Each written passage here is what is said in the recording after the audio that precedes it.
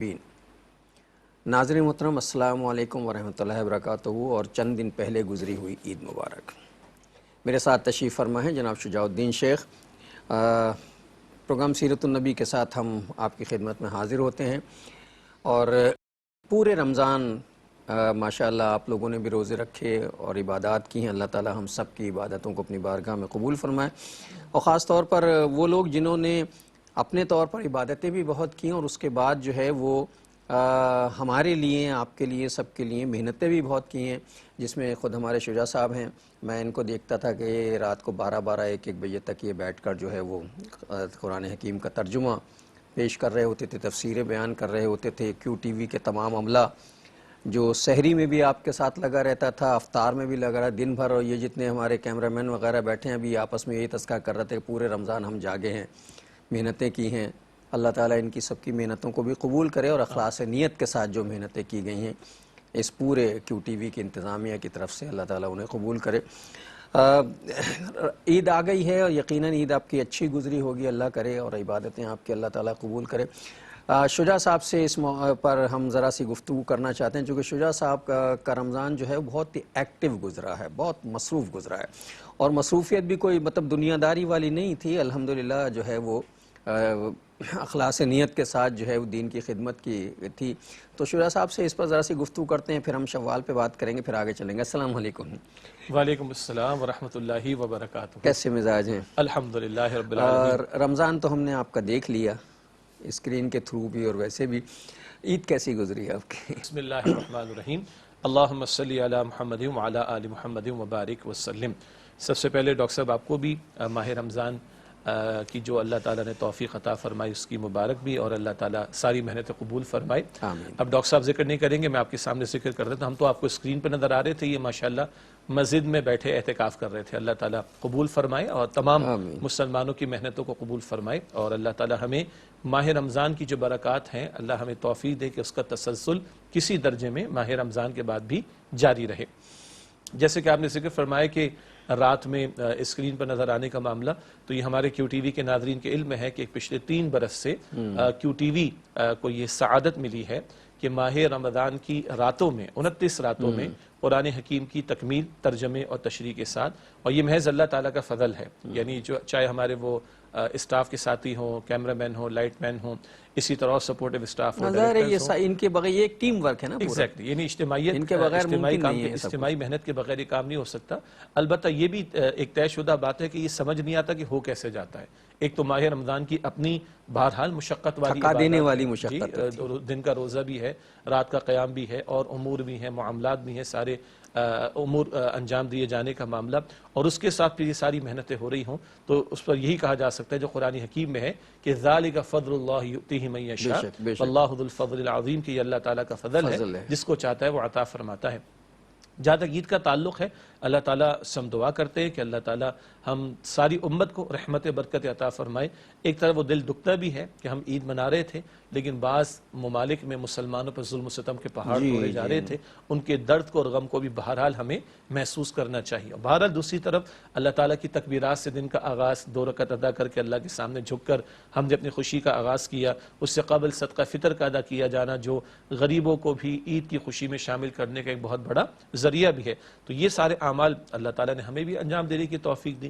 پھر یہ موقع ہوتا ہے کہ اپنے دوست، گھر والوں کے ساتھ، رشتہ داروں کے ساتھ، دوست احباب کے ساتھ انسان تھوڑا وقت گزارے۔ یعنی ہمارا دین فطرت ہے نا، تو ہمارے فطری جذبات میں یہ بات بھی شامل ہے کہ آدمی چاہتا ہے کوئی موقع آئے کہ وہ خوشی منا سکے، اور اکیلا نہ منائے بلکہ اس کو سیلیبریٹ بھی وہ کر سکے۔ تو اللہ تعالیٰ نے سالانہ یہ 2 عیدیں جو ہمیں عطا فرمائی ہیں، یہ 2 بڑے بڑے ہمارے تہوار ہیں، اور دین کیونکہ دین فطرت ہے تو دین اسلام تو وہ ہمارے فطری جذبات کو کچلتا نہیں بلکہ ان جذبات کا خیال رکھتا ہے اور ان کو اکوموڈیٹ کرتا ہے۔ تو بہرحال وہ گھر والوں کے ساتھ وقت کا گزارا جانا، رشتہ داروں کے ساتھ۔ اچھا، آپ کو عید پہ موقع ملا گھر والوں کے ساتھ؟ جی الحمدللہ، آپ کو تو مہینے بھر موقع نہیں ملتا۔ میں سمجھ رہا ہوں آپ کیا فرمانا چاہتے ہیں۔ شجاع صاحب کو مہینے بھر موقع نہیں ملتا، جب فون کرو میں ٹریولنگ پہ، میں فلاں جگہ ہوں، میں فلاں، یہ سارے دینی ایکٹیویٹی ہیں ان کی، مطلب کام کی۔ جب فون کرو میں راستے میں ہوں، میں ملتان جا رہا ہوں، میں راستے میں ہوں، میں پشاور جا رہا ہوں، میں KPK میں ہوں، میں وہاں ہوں، تو پتہ نہیں عید پہ کہاں تھے؟ جی الحمدللہ کراچی میں پائے گئے تھے، اچھا الحمدللہ گھر میں پائے گئے تھے، گھر والوں کے ساتھ موقع ملا، اور رشتہ داروں کے ساتھ بھی کچھ موقع رہا، اپنے دوست احباب کے ساتھ بھی۔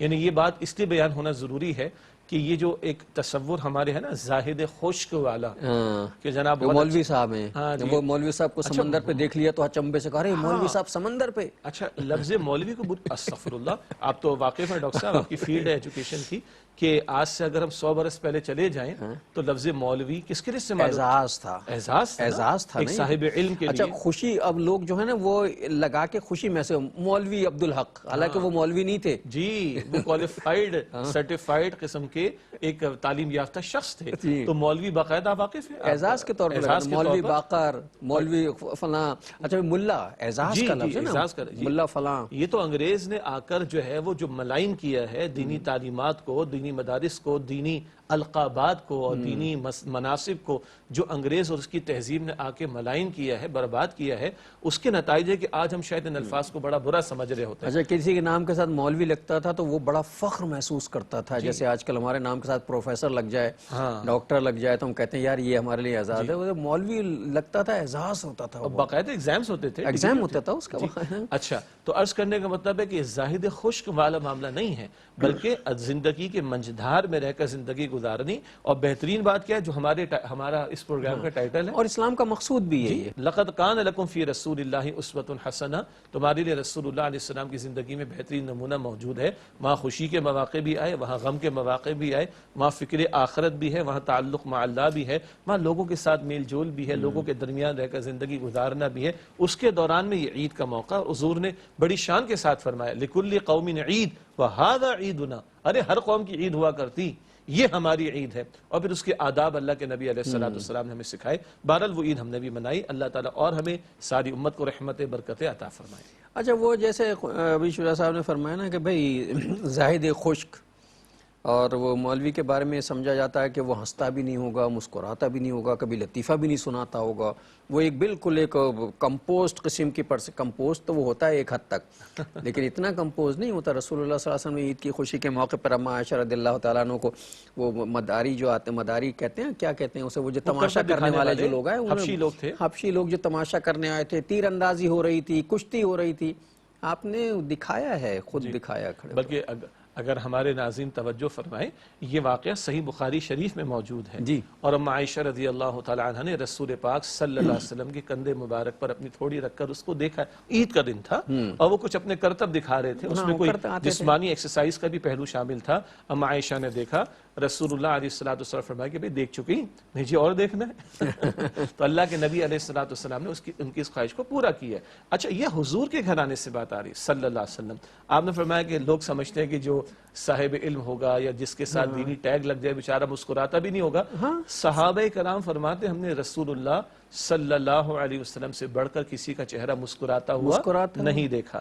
ہاں اللہ کے پیغمبر علیہ السلام کا معاملہ کیا ہے، وہاں قہقہ نہیں ہے، یہ جو ہمارے گلے پھاڑ کر ہنسنے یہ معاملہ نہیں ہے، اس کو منع بھی کیا، ہاں اس کو پسند نہیں فرمایا. لیکن آپ کی مسکراہٹ اکثر صحابہ کرام بیان فرماتے رضی اللہ تعالی عنہ اجمعین. اور آپ صلی اللہ علیہ وسلم کی مسکراہٹ کا میکسیمم معاملہ کیا تھا، سامنے کے دندان مبارک نظر آتے مگر یہ مسکراہٹ آپ کے چہرے پر رہی ہے. اچھا آپ نے لفظ لطیفہ استعمال کیا، ہم لفظ حصے مزاح کہیں. ہاں اللہ کے نبی علیہ السلام سے ایک صحابی عرض کرتے ہیں یا رسول اللہ علیہ السلام مجھے اونٹ دے دیجئے سواری کے لیے. آپ نے فرمایا اونٹ کا بچہ دوں گا میں تمہیں.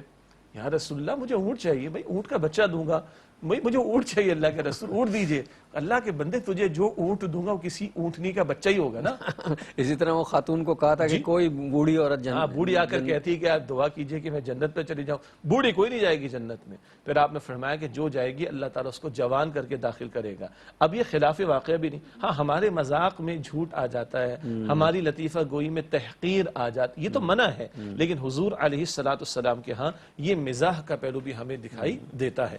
اس اعتبار سے زندگی کے منجدار اور کیا فکریں تھیں اللہ کے نبی علیہ السلام کی، کیا بڑا مشن تھا نبی علیہ السلام کے کاندھوں پر، اس سب کے دوران میں یہ آپ کو پہلو بھی کہیں حصے مزاح کا معاملہ، مسکراہٹوں کا معاملہ، گھر والوں کی خواہشات کا لحاظ، جائز خواہشات یقیناً، اور حضور کے گھرانے میں ناجائز خواہشات کا تو تصور پیدا نہیں ہوتا. ہمارے اعتبار سے کہہ رہا ہوں کہ گھر والوں کا اگر اکرام کرنا ہے تو جائز معاملات میں ہوگا، ناجائز خواہشات پوری نہیں کرنی ہمارے اعتبار سے. مگر یہ سارے پہلو زندگی کے عین منجدھار میں نبی مکرم صلی اللہ علیہ وسلم کی حیات طیبہ میں ہمیں دکھائی دیتے ہیں. اور صحابہ کرام کا معاملہ بھی یہی تھا. ایک موقع پہ بیٹھے ہوئے تمام صحابہ کرام گھیرے ڈالے کھجوریں کھا رہے تھے، تو غالباً حضرت علی کرم اللہ وجہ الکریم کا واقعہ ہے کہ کہ دوسرے صحابی جو کھجوریں کھا کے ان گٹھلی جو ہے ان کے آگے رکھتے جاتے تو پھر بعد میں کہا اتنی کھجوریں کھا لی. جی بلکہ پہلے تو اللہ کے نبی علیہ السلام نے معاملہ کیا کہ آپ نے کھجور کھائی ہے اور گٹھلی آپ کی حکمت ہوگی آپ نے سیدنا علی کے سامنے رکھ دی.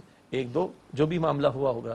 اب باقی صحابہ کرام نے دیکھا انہوں نے بھی حضور کی پیروی اور اتباع میں یہ کام کیا. اب گٹھلیاں سیدنا علی کے سامنے رضی اللہ عنہ تو بظاہر جس کو ہم کہتے ہیں نا واقعاتی شہادت سرکمسٹانشیل ایویڈنس. تو اللہ کے پیغمبر علیہ السلام فرمائے بھئی لگتا تو یہ ہے کہ ساری کھجوریں علی نے کھا لی رضی اللہ تعالیٰ عنہ. سیدنا علی نے بھی جواب میں فرمایا عرض کی کہ ہاں لگتا ہے کہ ساری تو میں کھا گیا لیکن باقی لوگ لگتا ہے گٹھلیوں سمیت کھا گئے کہ کسی کے سامنے گٹھلی نہیں رکھی ہوئی. اب اگر آپ واقعاتی شہادت دیکھیں تو نظر آتا ہے مگر اس میں کہیں تحقیر کا پہلو نہیں. ہمارے مذاق کا مطلب ہی تحقیر ہو گیا, ہمارے مذاق کا مطلب ہی جھوٹ ہو گیا جو کہ غلط ہے. تحقیر کرنا حرام ہے. مسلمان کی جان اس کا مال اس کی آبرو سے کھیلنا حرام ہے نا. تو یہ جو مذاق ہمارے یہاں ہوتے ہیں جس میں تحقیر ہوتی ہے جھوٹ ہوتا ہے یہ تو حرام ہے, یہ تو منع ہے. لیکن اس سے کم تر پر جہاں تحقیر کا پہلو نہ ہو اور اس میں جھوٹ کا پہلو نہ ہو, اور اتنی ساری مثالیں ہمیں نبی اکرم صلی اللہ علیہ وسلم کے حیات طیبہ سے ملتی, اس میں کوئی حرج کی بات نہیں بلکہ اس کا ذکر آنا چاہیے اور اس پر عمل بھی دکھائی نظر آنا چاہیے. اب یہ شجاع صاحب نے جو ایک جملہ کہا ہے وہ مجھے کلک کر گیا کہ صاحب تحقیر کا پہلو نہیں ہونا چاہیے.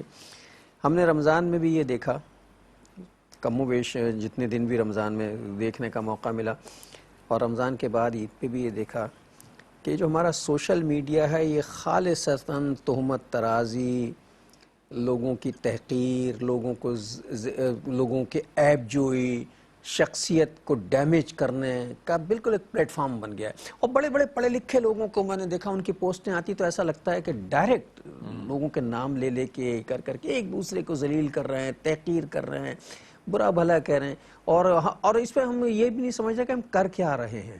اور یہ بالکل وہی ہے کہ جناب فائدہ کچھ نہیں ہے, گناہ لازم آ رہا ہے نا, غیبت ہے نہیں تو بالکل. بلکہ اگر آپ اجازت دیں تو میں سمجھتا ہوں کہ یہ اس وقت ہمارا قومی مسئلہ اور قومی المیہ, ہمارا اخلاقی بگاڑ, ہمارا اخلاقی زوال, پھر گناہ در گناہ کا معاملہ اور نفرتوں کے بیجوں کا بویا جانا, اور یہ قوم کے اندر لگتا ہے کہ خانہ جنگی کی صورتحال پیدا نہ ہو جائے اور ہماری عاقبت خراب نہ ہو جائے. یہ سارے پہلو اس گفتگو میں زیر گفتگو آنے چاہیے. ہم اس کو دینی پیراڈائم میں کرتے ہیں, اس پہ بات ایک وقفہ لے لیتے ہیں انشاءاللہ. ناظرین ایک وقفہ لے کے آتے ہیں پھر بات کرتے ہیں. السلام علیکم ورحمۃ اللہ وبرکاتہ. ویلکم بیک ناظرین. وقفے کے بعد پروگرام سیرت النبی صلی اللہ علیہ وآلہ وسلم میں آپ کا خیر مقدم ہے. وقفے سے پہلے بات ہو رہی تھی کہ ہم نے سوشل میڈیا میں رمضان بھر تہمتیں لگائی ہیں, شخصیتیں ڈیمیج کی ہیں, الزام تراشیاں کی ہیں, لوگوں کو برا بھلا کہا ہے, ایون یہ کہ بعض لوگوں نے تو گالیاں تک دی ہیں, اللہ مجھے معاف رکھے. اور اس میں کچھ ایسے لوگ بھی شامل تھے جن پر حیرت ہوتی تھی کہ جو پڑھے لکھے ہیں اور سمجھتے ہیں ان سب باتوں کو کہ کسی کی شخصیت کو ڈیمیج کرنے کا کتنا نقصان ہے اور کیا ہے. پسند ناپسند اپنی ہو سکتی ہے, مجھے نہیں پسند ہے ایک صاحب, لیکن ٹھیک ہے بس نہیں ہے نہیں. لیکن ہم نے یہ تک کیا, اور شاید وہ یہ سمجھتے ہوں کہ میں تو کلمہ حق بلند کر رہا ہوں. جی میں عرض کرنا چاہوں گا, بلکہ یہ موضوع پتہ کہاں سے جڑتا ہے. ہم جو پچھلے پروگرامز میں اخلاقیات پر کلام کرتے ہیں, ہمارا پچھلا پروگرام ختمی اخلاقیات پہ ہوا تھا, اور انہی اخلاقیات کے ذیل میں نبی مکرم صلی اللہ علیہ وسلم کے اخلاقی کریمہ کا ذکر بھی آیا ہے, اور ایک بندہ مومن سے جو بنیادی تقاضے ان کا بیان بھی آ چکا ہے. اور میں سمجھتا ہوں کہ ان باتوں کی یاد دہانی کر لی جائے. حالانکہ یہاں تک ہمیں کہا گیا کہ دوسروں جو بھی اپنے خدا مانتے ہیں اللہ ان کے ساتھ ہے کہ ان کے خداؤں کو برا مت کہو. جی بالکل, میں سمجھتا ہوں کہ ہماری اس دینی ذمہ داری ہے کہ اس کی طرف توجہ کا معاملہ ہو جائے. بہت بنیادی باتیں. مسلمان کون ہے جس کی زبان اور ہاتھ سے دوسرے مسلمان محفوظ رہیں؟ بہت بنیادی حدیث ہے نا. تو اب جو کچھ ہو رہا ہے وہ ہمارے آپ کے سامنے ہے. اسی طرح اللہ کے نبی صلی اللہ علیہ وسلم ارشاد فرمایا, مسلمان کا بھائی ہے, نہ اس پر ظلم کرتا ہے نہ اس کی تحقیر کرتا ہے. اسی طرح اللہ کے نبی صلی اللہ علیہ وآلہ وسلم نے ارشاد فرمایا, حجۃ الوداع کا موقع آپ نے فرمایا جیسے کہ عرفہ کا دن 9 ذی الحجہ اور ذی الحجہ کا مہینہ اور یہ حرم کی زمین مقدس سرزمین جیسے یہ حرام ہے, یعنی ان کی حرمت کو پامال کرنا حرام, اور یہ مقدس ہے نا, ان کی حرمت کی پامالی حرام ہے. ایسے تم پر ایک دوسرے کی جان, ایک دوسرے کا مال اور ایک دوسرے کی آبرو ریزی کرنا حرام ہے. یہ حرام کام ہے. اچھا, ہم نے کئی مرتبہ انہی اخلاقیات کے بیان میں اسی پروگرام میں یہ بات بھی دہرائی ہے. سورۃ الحجرات جو کہ آپ واقف ایک عرصہ آپ کا ایک بڑی یونیورسٹی میں کراچی میں گزرا, ہمارے ہاں پاکستان بھر کی یونیورسٹیز کی گریجویشن کے سلیبس میں شامل رہی اور بہت قیمتی سورت 18 آیات ہیں. اس سورہ حجرات میں اللہ تعالیٰ نے کئی اعتبارات سے ہمیں امت مسلمہ کو جوڑنے کے لیے رہنمائی دی, اور وہ باتیں جو امت کو پھاڑ دیں گی, یعنی کہ دلوں کو پھاڑ دیں گی اور دلوں کو پھاڑ کر امت کو توڑ دیں گی, ان کی ممانعت فرمائی. سوشل لائف کے بارے میں ایگزیکٹلی سورہ حجرات کی, بلکہ ابھی آپ نے ذکر فرمایا الزام تراشی. سورہ حجرات میں اللہ تعالیٰ فرماتا ہے ان جاءکم فاسق بنبأ فتبینوا ان تصیبوا قوما بجہالۃ فتصبحوا علی ما فعلتم نادمین. اگر کوئی فاسق تمہارے پاس کوئی اہم خبر لائے نا, پہلے تحقیق کر لو, تحقیق کر لو. ایسا نہ ہو کہ انجانے میں تم کسی قوم کے خلاف کوئی اقدام کر بیٹھو اور پھر تمہیں اپنے کیے کے اوپر جو ہے وہ شرمندگی اٹھانا پڑ جائے. جی آج ہم کیا کر رہے ہیں کہ کئی مرتبہ بہت سارے لوگوں کو ہم دیکھ رہے ہیں, اللہ ہمیں بھی اس سے بچائے, ہم بھی کمزور ہیں, یہ یادیانی ہمارے لیے بھی ہے, کہ ایک خبر آئی آگے فوراً نشر کر دی. حدیث مبارک نبی صلی اللہ علیہ وسلم فرمایا بندے کے جھوٹا ہونے کے لیے اتنی بات کافی ہے کہ سنی سنائی بات کو بغیر تحقیق وہ آگے بڑھا دیتا ہے.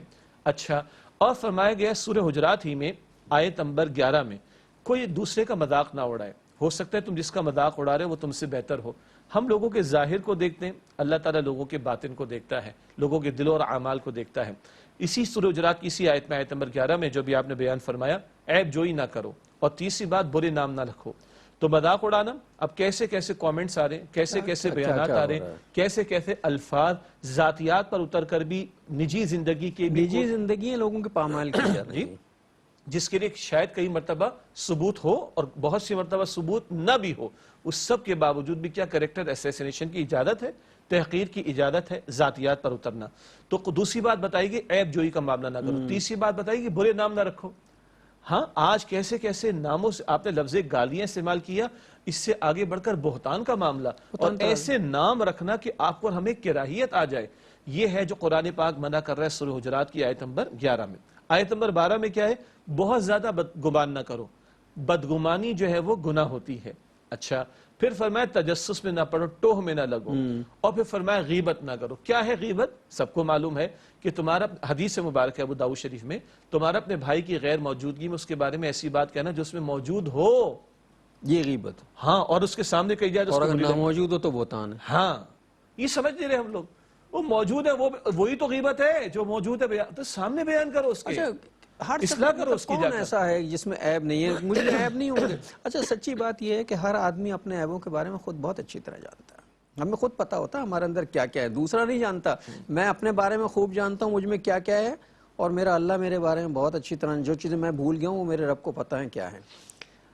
ہو سکتا ہے کہ میں نے اپنے کسی عیب کے نتیجے میں, کسی گناہ کے نتیجے میں توبہ کر لی ہو سچے دل سے, اور وہ توبہ قبول بھی ہو گئی ہو, لیکن میرا عیب جو ہے وہ پبلک ہو گیا ہو, مطلب لوگوں تک پہنچ گیا ہو. اب ضروری ہے کہ ہم ان عیبوں کی تشہیر کرتے رہیں, اور اتنی تشہیر کریں, پرسنل لائف میں بھی تشہیر کریں, اس میں کہ ان کے عیب جو ہیں وہ اچھالتے رہیں, جی, تو وہ تو شاید معاف ہو جائے گا, وہ ہمارے گلے پڑ جائیں گے سارے. یہ تو ہیں ہدایات. اور میں گزارش کروں گا ناظرین کرام سے, خدا را سورہ حجرات کا ترجمہ ہی دیکھ لیں, تھوڑی تشریح بھی دیکھ لیں. یہ سورہ حجرات قرآن پاک کے 26 پارے میں ہے, اور یہ بہت امپورٹنٹ اور جن آیات کا حوالہ دیا گیا آیت نمبر 5 اور 6 دیکھ لیں, اور پھر آیت نمبر 11 اور 12 دیکھ لیں, وضاحت ہو جائے گی. اچھا, ایک خطہ کلام, یہ جو اسلامائزیشن میں جو میڈیا کا کانسیپٹ ہے, اسلامی معاشرے میں جو میڈیا کا کانسیپٹ ہے, اس میڈیا کے کانسیپٹ میں میڈیا کی جو ریسٹرکشنز ہے, کیا ہو سکتا کیا نہیں ہو سکتا, وہ ساری کی ساری سورہ حجرات میں موجود ہے. بالکل آپ نے وجہ پرنٹ میڈیا, الیکٹرانک میڈیا, دونوں کی اس میں موجود ہے. بالکل. اسی طرح آپ نے ایک جملہ ارشاد فرمایا تھا کہ بعض لوگوں کا خیال ہے کہ ہم کلمہ حق بیان کریں. جی, بہت اچھی بات ہے, کلمہ حق بیان کرنا بہت اچھی بات ہے. کلمہ حق کو بیان کرنے کا انداز بھی حق ہونا چاہیے. صحیح. کلمہ حق کو بیان کرنے کی نیت بھی حق ہونی چاہیے, کیا جائے, اور کلمہ حق کو بیان کرنے کا موقع بھی حق ہونا چاہیے. ایک بزرگ نے بڑا پیارا جملہ کہا کہ بیٹا, حق بات حق نیت سے, حق موقع پر, حق انداز سے کہنی چاہیے. ناظرین کرام نوٹ کیجئے گا, حق بات حق نیت, حق موقع پر, حق انداز سے کہنی چاہیے. تو جس نے کلمہ حق بیان کرنا ہے وہ ضرور بیان کرے, یہ امت کی ذمہ داری ہے. مگر آپ نے ایک اشارہ فرمایا تھا، میں چاہتا ہوں وہ بھی سب کے سامنے رہے.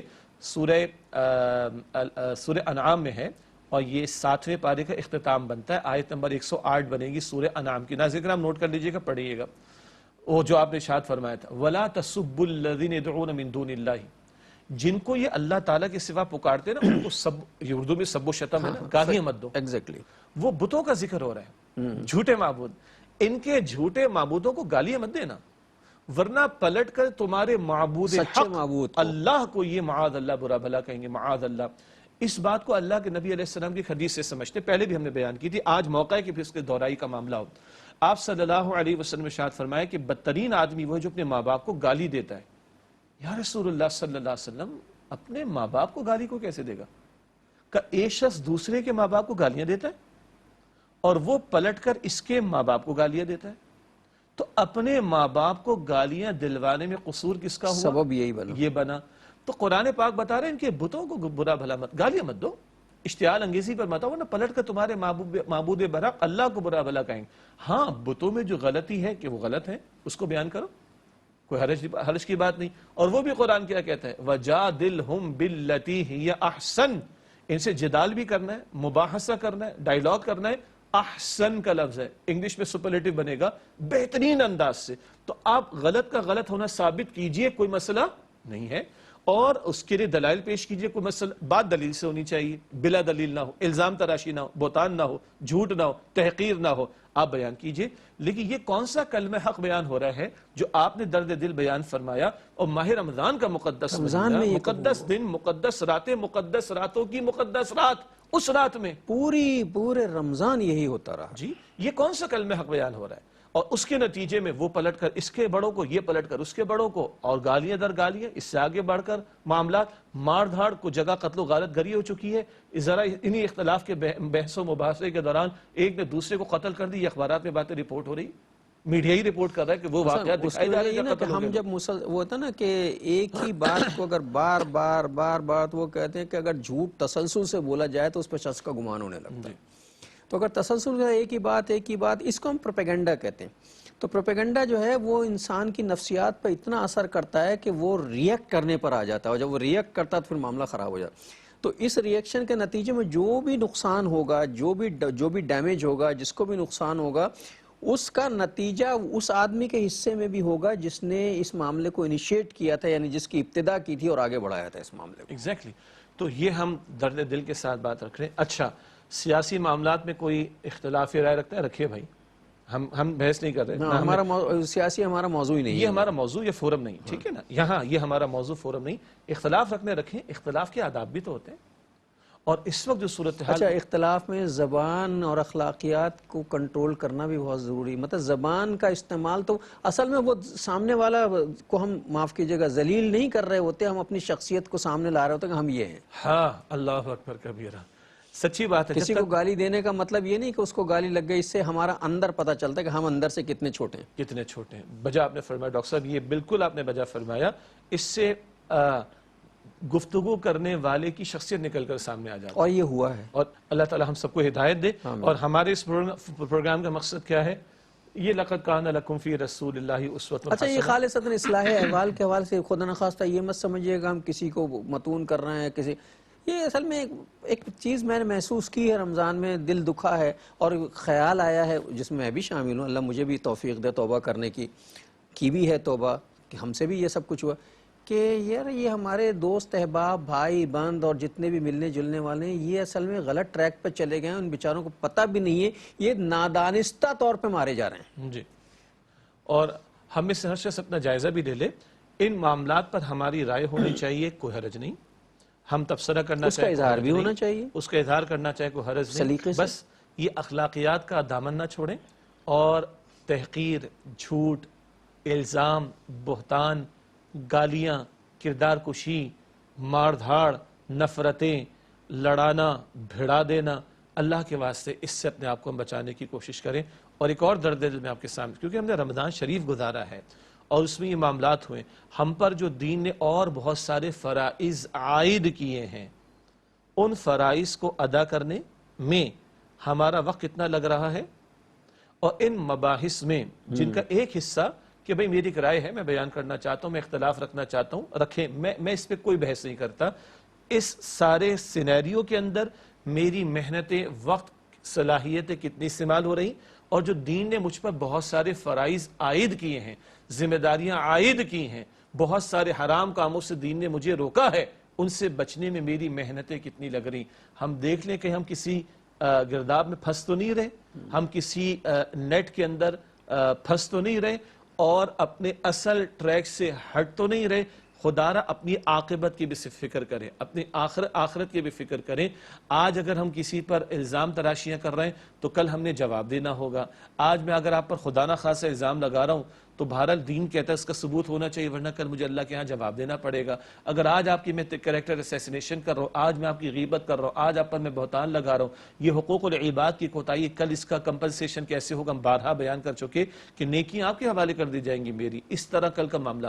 خدا را آخرت کو سامنے رکھے، اپنے ان معاملات کے اندر، اپنے معاملات کی مجھے آپ کو ہم سب کو اصلاح کرنی چاہیے۔ یہی اس فورم سے ہمارا پیغام ہے۔ اور مجھے یاد آ رہا ہے کہ جہاں پچھلی گفتگو ہماری چل رہی تھی، یہی ساری اخلاقیات کا پر بیان تھا۔ گفتگو ختم ہوتے، آخری ایپیسوڈ جو تھا ہمارا اس پہ ایک وقفہ لے لیں ناظرین، پھر آگے بات کرتے ہیں۔ السلام علیکم ورحمۃ اللہ وبرکاتہ، ویلکم بیک ناظرین۔ وقفے کے بعد پروگرام سیرت النبی صلی اللہ علیہ وآلہ وسلم میں آپ کا خیر مقدم ہے۔ بس یوں ہی ایک بات نکل آئی سوشل میڈیا کے حوالے سے، اور سب سے اہم بات جو میں آپ کو بتاؤں وہ اصل میں یہ بھی کہ مجھے بھی یہ احساس ہوا تھا کہ یہ جو کچھ ہو رہا ہے، میں نے بھی شاید کیا یقیناً کیا ہوگا، کچھ چیزیں ایسی فارورڈ کر دی ہوں گی، مجھے احساس ہوا کہ یار یہ تو غلط کر دیا بالکل۔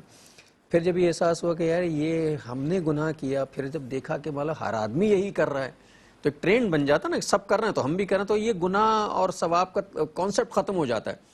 اچھا، پھر شیطان اتنا چالاک ہے، وہ رمضان میں تو نہیں تھا لیکن وہ ہمارے اندر جو ہوتا ہے نا انسٹال ری انسٹال کر دیتا ہے چیزیں، وہ پھر وہ 11 مہینے کی محنت بھی اس نے کی اس کی 11 مہینے کی محنت کام آ رہی ہوتی، تو ہم یہ سمجھ رہے ہوتے ہیں کہ ہم حق کا پرچار کر رہے ہیں، اور شیطان کے حربے یہی ہیں کہ وہ غلط کو صحیح کر کے دکھاتا ہے۔ وہ کہتا ہے جو کچھ تم کر رہے ہو نا یہی سب سے زیادہ صحیح۔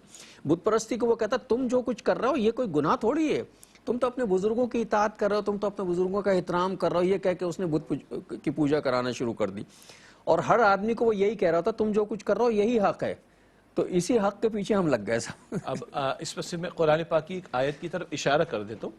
یہ جو آپ نے کہا نا شیطان بڑے اچھا کر کے دکھا، قرآن کا لفظ ہے مزین کر کے دکھانا، مزین اور کر کے جا بجاتا ہے فَزَيَّنَ لَهُمُ الشَّيْطَانُ أَعْمَالَهُمْ، شیطان نے ان کے اعمال انہیں مزین کر کے دکھا دی۔ اچھا میں دوبارہ عرض کر دوں کہ یہ کوئی ہم خدا نہ خاصہ فتویٰ نہیں دے رہے، نہ ہم اس پوزیشن میں، نہ ہمارا مقام ہے، نہ یہ ہم کہہ رہے ہیں کہ لوگ جو کر رہے ہیں ان کے بارے میں ہم کہہ رہے ہیں، نہیں، یہ پہلے ہمارے اپنے بارے میں ہے، ہم نے اپنا یہ، اور ناظرین کرام یہ بھی کوئی لفاظی نہیں، مطلب بہرحال ہم بھی میڈیا پر بیٹھے ہوئے نا، ہاں جی بہت اچھی بات کر رہے ہیں، بڑا اچھا تبصرہ کر رہے ہیں، لیکن بڑی ڈپلومیٹک بات ہے، نہیں، ہم نے مر کر اللہ کو جواب دینا ہے، ہم دوسروں سے پہلے اپنی فکر کریں گے اور پھر دوسروں کی بھی فکر کریں گے، کہیں شیطان ہمیں پھنسا تو نہیں رہا، بس یہ دیکھ لیں ہماری عاقبت خراب نہ ہو جائے، اور اس کے لیے کسوٹی کیا ہے؟ وہ اللہ کے رسول کا اسوہ کسوٹی ہے صلی اللہ علیہ وسلم، اللہ کا کلام قرآن حکیم کسوٹی ہے، ہم اپنے ان سارے معاملات کے لیے اس کسوٹی کی طرف جائیں، وہاں پرکھ کر دیکھیں، اگر اس کے مطابق ہیں تو انشاءاللہ وہ مسئلہ کوئی مقبول ہوں گے، اور اگر اس کے خلاف ہیں تو ہمیں اپنے اعمال کی اصلاح کرنی ہے، چاہے بظاہر شریعت کے خلاف، قرآن و سنت کی تعلیم کے خلاف کوئی عمل کتنا بھلا لگ رہا ہو، وہ شیطانی عمل ہوگا، وہ بھلا عمل نہیں ہو سکتا۔ یہ جو شیطان کے دھوکے ہیں ان سے بھی اپنے آپ کو ہم نے چوکنا رکھنا ہے اور اپنے آپ کو بچانے کی فکر کرنی۔ مسئلہ کیا ہے؟ اصل مسئلہ ہمارا آخرت کا، وہ برباد نہ ہو جائے، اس کی فکر کر کے یہاں کے معاملات کو ہم نے طے کرنا ہے۔ رسول اللہ صلی اللہ علیہ وسلم کا جو سب سے بڑا دشمن تھا ابو جہل، ظاہر ہے آپ کو کتنا غصہ آتا ہوگا اس کے اوپر، اس کی ان بدمعاشیوں پر، لیکن آپ نے اس کے لیے پوری تاریخ اسلام میں رسول اللہ کی سیرت کے حوالے سے دیکھ لیں، اس کے لیے کوئی ایسا لفظ استعمال نہیں ہوا جو اخلاقیات سے نیچے ہوا۔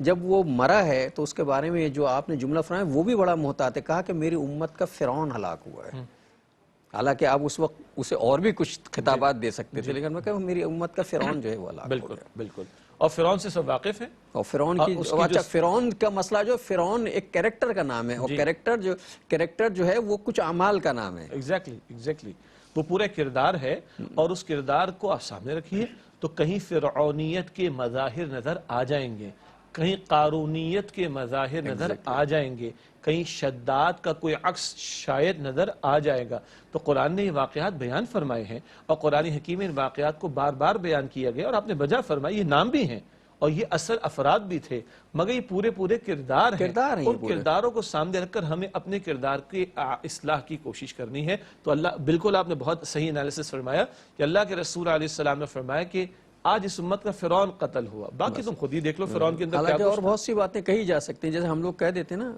میں بھی بس جب وہ غصے میں آتا ہوں تو اب وہ گالی والی تو کبھی زندگی میں دین و زبان سے نکلتی تو ایک لفظ نکل جاتا ہے جو میں آپ سے شیئر کر لیتا ہوں، اور اس کے بعد احساس ہوتا ہے یہ غلط ہو گیا، کہتے ہیں یہ خبیث یہ میری گالی ہے، اللہ معاف کرے۔ تو یہ کام کہی تو جا سکتا خبث تو ایک ہے نا وہ۔ ناظرین کے لیے تھوڑی وضاحت کر دیں، خبیث کا لفظ عربی کا ہے اور سورہ نور میں آیا ہے، سورہ نور کی آیت نمبر تقریباً 18 ہے۔ الخبیثات للخبیثین والخبیثون للخبیثات والطیبات للطیبین والطیبون للطیبات۔ خبیث مرد خبیث عورتوں ہی کے لائق ہیں، اور خبیث عورتیں خبیث مردوں ہی کے لائق ہیں۔ ایک ترجمہ کیا جائے گا ناپاک۔ ناپاکی ایک تو وہ ہے جو طہارت کے مسائل میں، اور ایک ناپاکی عقیدے کی ہوتی، ایک ناپاکی کردار کی ہوتی ہے اس مفہوم کے اندر، اور اس کے برعکس کیا ہے، وَالطَّيِّبَاتُ لِلطَّيِّبِينَ وَالطَّيِّبُونَ لِلطَّيِّبَاتِ۔ پاکیزہ مرد پاکیزہ عورتوں کے لائق ہیں، پاکیزہ عورتیں پاکیزہ مردوں کے لائق ہیں۔ اس آیت کی تشریح میں بہت کچھ ہم نہیں جا رہے، لیکن لفظ خبیث قرآن پاک میں آیا جس کا ترجمہ ناپاک کا، اور ایک پاکی ناپاکی طہارت سے متعلق، ایک پاکی ناپاکی عقیدے اور کردار سے متعلق۔ تو مطلب یہ ہمارے ہے، اصل میں آدمی کو ہر چیز جو اپنے اوپر رکھ کے سوچنا میں کیا کر رہا ہوں۔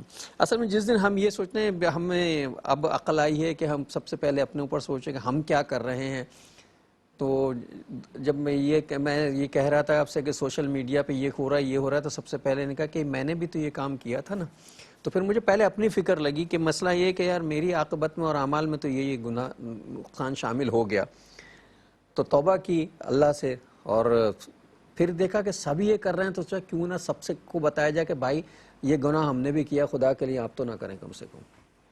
اور یہ سبحان اللہ، ہر جگہ دین میں رہنمائی، یہ نصح و خیر خواہی کا تقاضا ہے۔ نصح و خیر خواہی کا لفظ بھی ایک حدیث میں آیا، نصیحت میں ہم استعمال کرتے ہیں، الدین النصیحہ، حدیث مبارک ہے مسلم شریف میں، آپ صلی اللہ علیہ وسلم نے فرمایا کہ دین نصیحت کا نام ہے۔ اس کا ایک ترجمہ وفاداری کا بھی کیا جائے گا کیونکہ آگے چند الفاظ ایسے ہیں، اور ایک ترجمہ خیر خواہی کا بھی کیا جائے گا۔ عرض کی گئی لمن یا رسول اللہ، اے اللہ کے پیغمبر صلی اللہ علیہ وسلم، کس کے ساتھ نصح و خیر خواہی کا معاملہ؟ آپ نے فرمایا للہ ولی کتابہ ولی رسولہ ولی ائمۃ المسلمین وعامتہم، اللہ تعالیٰ کے ساتھ وفاداری، یہ دین کا تقاضا، اللہ تعالیٰ کی کتاب کے ساتھ وفاداری قرآن حکیم، اللہ کے رسول علیہ السلام کے ساتھ وفاداری، آپ کے تقاضوں پر عمل کرنا، مسلمانوں کے ائمہ کے ساتھ وفاداری، ائمہ میں اول آئیں گے ان کے حکمراں، ذمہ داران، ان کے ساتھ خیر خواہی، اور وعامتہم، اور عام مسلمانوں کے ساتھ خیر خواہی۔ تو اگر سیاسی تبصرے بھی کر رہے ہیں حکمرانوں کے بارے میں یا ان کے مخالفین کے بارے میں، ذمہ داران کے بارے میں، کیجئے اس فریضے کے تحت کہ خیر خواہی کے جذبے کے ساتھ، جی، اور عام تنقید برائے تنقید نہ ہو، تنقید برائے تعمیر ہو۔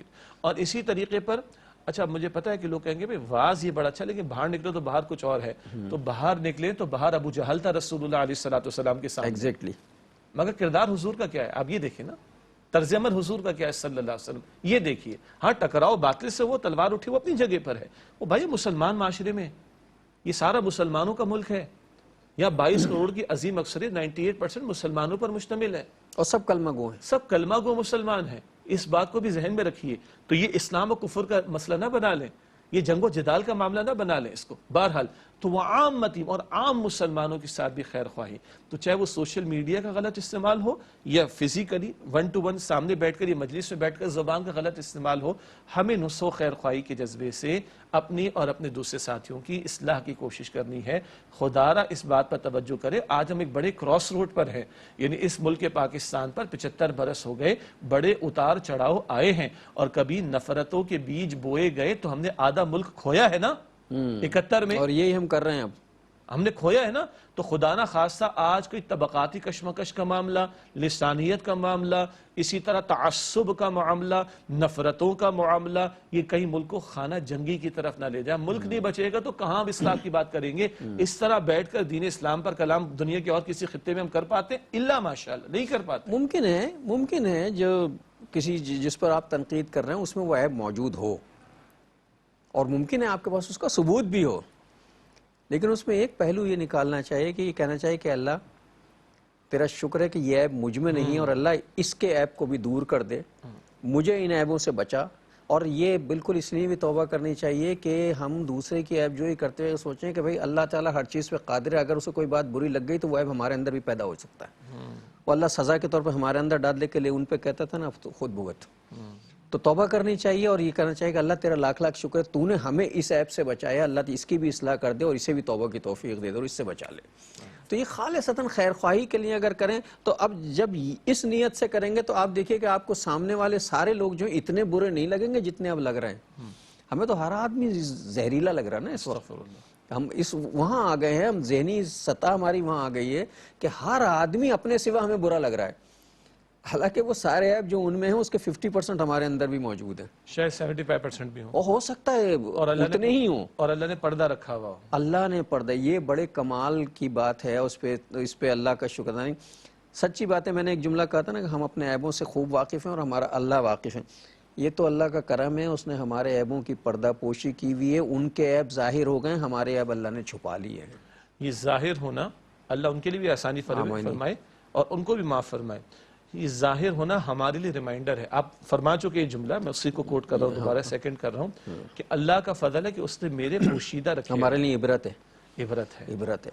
تو اب تقاضا کیا ہے؟ اب مسلمان سے تقاضا یہ ہے, سبحان اللہ, مسلم شریف کی روایت ہے اللہ, اور یہ پہلے بھی ذکر آ چکا, آپ صلی اللہ علیہ وسلم ارشاد فرمایا, جو اپنے بھائی کی پردہ پوشی کرے گا, اس کے عیب پر پردہ ڈالے گا, اللہ سبحانہ وتعالیٰ اس کے عیوب پر قیامت کے دن پردہ ڈال دے گا. تو اس کا دوسرا مطلب یہ کہ آج اگر ہم دوسرے کے عیوب ٹٹولیں گے تو اللہ تعالیٰ, یہ حدیث ہے ابو داؤد شریف میں, دوسروں کے عیوب کے ٹٹولنے کے اندر نہ پڑو, اگر تم دوسروں کے عیوب کو تلاش کرنے میں لگ گئے اللہ تمہارے پیچھے لگ جائے گا. حدیث کا ترجمہ یہی بنتا ہے, اور جس کے پیچھے اللہ لگ جائے اللہ اسے اس کے گھر میں رسوا کر کے چھوڑے گا. ایک جملہ اور میں عرض کر دوں آپ کی اجازت سے, باقی یہ کہ غلط ہے تو غلط ہے, باطل ہے, غلط ہے. آپ غلط کو غلط کہے کوئی مسئلہ نہیں ہے, لیکن 4 باتوں کا خیال پھر وہ دوبارہ دہرا دیں. بات بھی حق ہو, نیت بھی حق ہو, تذلیل کرنے کی نہ اصلاح کرنے کی ہو, بات کرنے کا انداز بھی حق ہو, گالم گلوچ پہ نہ اترے, اشتعال انگیزی پہ نہ اترے, اور نمبر 4 بات کرنے کا موقع بھی حق ہو. یہ کیا بات ہو گئی کہ جناب افطار کا ٹائم ہے اور یہ بحثیں چل رہی ہوتی ہیں. جی, یہ کیا دسترخوان پہ بیٹھ کے افطار کے, ہاں, جہاں دعا کرنے کا وقت تھا, جہاں توبہ کرنے کا وقت تھا, جہاں اپنے روزوں کو بارگاہ میں پیش کرنے کا وقت تھا کہ یہ ہم نے آج کی محنت ہے اسے قبول فرمائے, وہاں ہم بیٹھ کے غیبتیں کر رہے تھے. رات کا آخری حصہ جب اللہ سمائے دنیا پر نزول فرماتا, اللہ سے مانگنے کا موقع لگے میں اس کے اوپر. تراویح کے دوران بھی لوگوں نے ہمیں بتایا کہ جناب تراویح کے ذرا سا وقفہ ملا, 2 منٹ کا شروع ہو گئے. پھر ہمارے یہاں تو آپ کو تراویح پتہ ہے نا, جو ترجمہ قرآن کے ساتھ ڈاکٹر اسرار صاحب نے سلسلہ شروع کیا, تو وہاں کچھ لوگوں نے بتایا جی ان کو سمجھانا پڑتا, اللہ کے بندو قرآن سنو. تو بات بھی حق ہو بھائی, موقع بھی حق ہو, نیت بھی حق ہو, انداز بھی حق ہونا چاہیے. ناظرین, وہ بات آج جو ہے لیکن یہ بہت امپورٹنٹ بات تھی, اس لیے کرنا اسے ضروری تھا. اور اسی گفتگو کے دوران جو ہے ہمارے پروگرام کا وقت ختم ہو گیا. تو اصل پروگرام تو ہمارا شروع ہی نہیں ہو سکا, یہ بھی اصل ہی پروگرام تھا, لیکن جو ایپیسوڈ سے لنک ہونا تھا وہ نہیں ہو سکا. تو انشاءاللہ زندگی بخیر رہی تو اگلے پروگرام میں ہم یہیں سے شروع کریں گے اور پھر آگے بڑھیں گے. تو میں شجاع صاحب سے درخواست کروں گا آج کی حدیث ہدیہ فرما دیں. اسی اخلاقیات کے موضوع پر ایک حدیث مبارک پہلے بھی ذکر ہوئی, اور کوئی ہم اپنے پروگرام سے بالکل اپنے پروگرام پر رہے ہیں, اور اس پروگرام کا حق ہے کہ یہ کلام ہونا چاہیے ہمارے لیے, سب کے لیے, ناظرین کے لیے. حضور فرماتے صلی اللہ علیہ وسلم, قیامت کے دن مجھ سے سب سے زیادہ قریب وہ ہوگا, مجھے سب سے زیادہ پسند وہ ہوگا جس کے اخلاق اچھے ہوں گے, اور قیامت کے دن مجھ سے سب سے زیادہ دور وہ ہوگا, اور مجھے سب سے زیادہ ناپسند وہ ہوگا جس کے اخلاق سب سے برے ہوں گے. اللہ تعالی ہمیں عمل کی توفیق عطا فرمائے اور ہمارے گناہوں کو معاف فرمائے, ہمارے سیئات کو حسنات میں تبدیل فرمائے, ہم سب کے. اللہ تعالیٰ پوری امت پر رحم فرمائے. اسی کے ساتھ ہمارے آج کے پروگرام کا وقت ختم ہوا. جناب شجاع الدین شیخ اور اپنے میزبان ڈاکٹر محمود غزنوی کو اگلے پروگرام تک کے لیے اجازت دیجیے. والسلام علیکم ورحمۃ اللہ وبرکاتہ. ناظرین، اگر آپ ایسی ہی مزید ویڈیوز دیکھنا چاہتے ہیں تو ہمارا ARYQ TV کا چینل سبسکرائب کیجئے اور بیل آئیکن کا بٹن دبانا نہ بھولیے تاکہ آپ سے کوئی پسندیدہ پروگرام مس نہ ہو جائے۔